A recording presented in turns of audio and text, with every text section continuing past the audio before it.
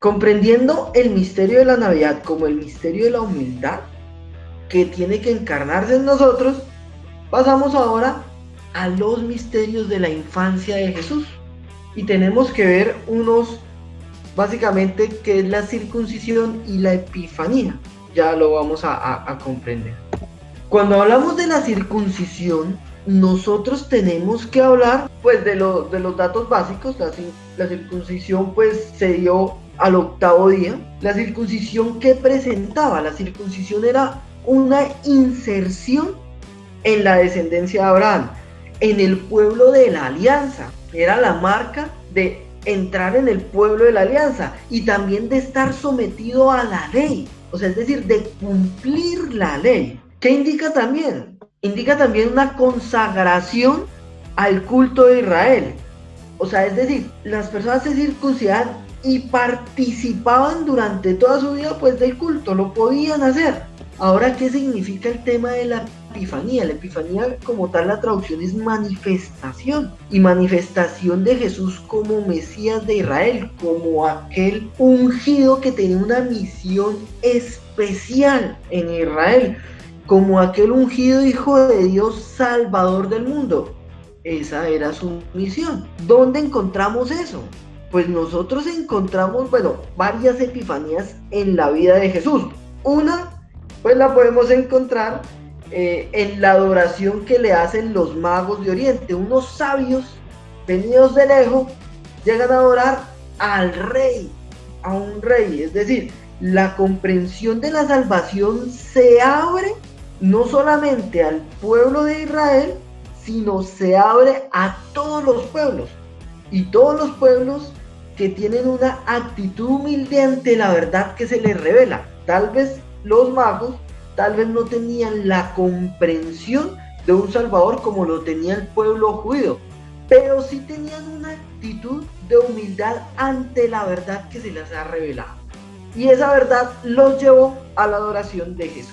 Otra epifanía, otra manifestación la podemos encontrar pues en el bautismo de Jesús en el Jordán, con Juan el Bautista, que se abrió el cielo y vino el Espíritu. También en las bodas de Caná, cuando María le anuncia que en la fiesta que no hay vino, y mujer, ¿por qué me pides esto? No ha llegado mi hora. Pero él se manifestó.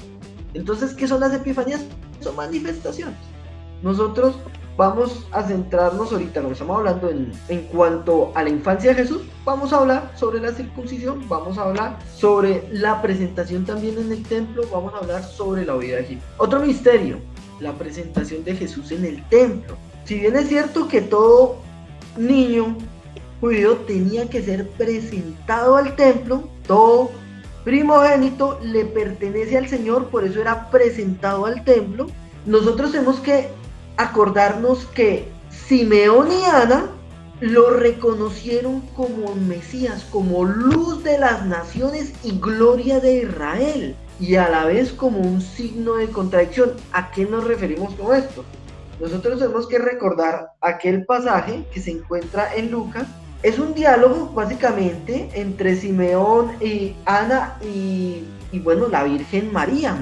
Este niño va a ser luz de las naciones, gloria de Israel. Hay toda una declaración de un bebé de brazos, toda una declaración misteriosa de un bebé de brazos.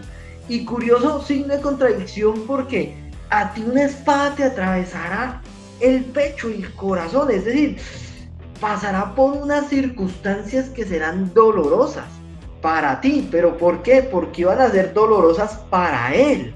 Eso es muy importante. ¿Por qué? Porque la revelación de Dios, nosotros tenemos que entender que la revelación de Dios es todo un proceso, y Dios se va manifestando. Así como Juan Bautista lo reconoció en el vientre a Jesús, que también está en el vientre de María, y el otro de Isabel, pues así aquí hay un reconocimiento de dos personas que oraban y servían en el templo día y noche, y Dios les dio una luz para que hicieran una declaración, por decirlo así, de fe. Aquí hay algo especial en este pequeño. Eso es un misterio. ¿Por qué se da? No sabemos. pero sí podemos decir en el fondo que Dios se va revelando progresivamente. Otro misterio importante de la infancia de Jesús, y tenemos que verlo con la huida de Egipto y la matanza de los inocentes, que en este país y en varios países hay los santos inocentes el 28 de diciembre y creemos que es para hacer bromas. No, los santos inocentes es conmemorar el asesinato de los pequeños. ¿Por qué? Porque querían asesinar a Jesús, porque hubo alguien que dijo, oiga, aquí puede haber algo peligroso, puede nacer alguien que me tumbe aquí en mi reinado, entonces mejor asegurémonos matando a todos los niños. Es decir, hay una oposición de la oscuridad a la luz, hay una oposición del mal al bien, hay un rechazo al bien, hay un rechazo a Dios explícito, directo, que Jesús tuvo que sufrir. Y lo curioso de esto es que él huyó pues porque a José, su padre putativo, putare significa el que se piensa. Entonces cuando decimos putativo es el que se pensaba que era su padre.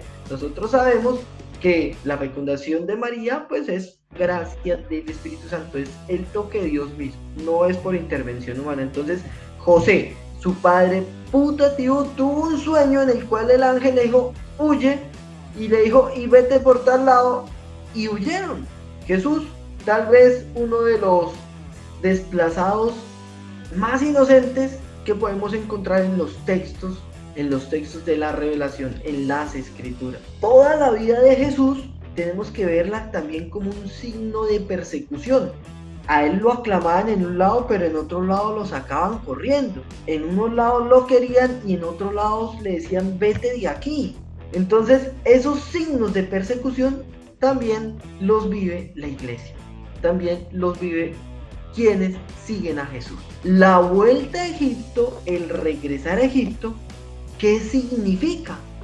Hay una interpretación muy valiosa y es que recuerda el éxodo, es decir, el éxodo que es la salida de Egipto, la salida, es decir, la liberación del pueblo de Israel, que es liberado de manos del faraón que los tenía oprimidos.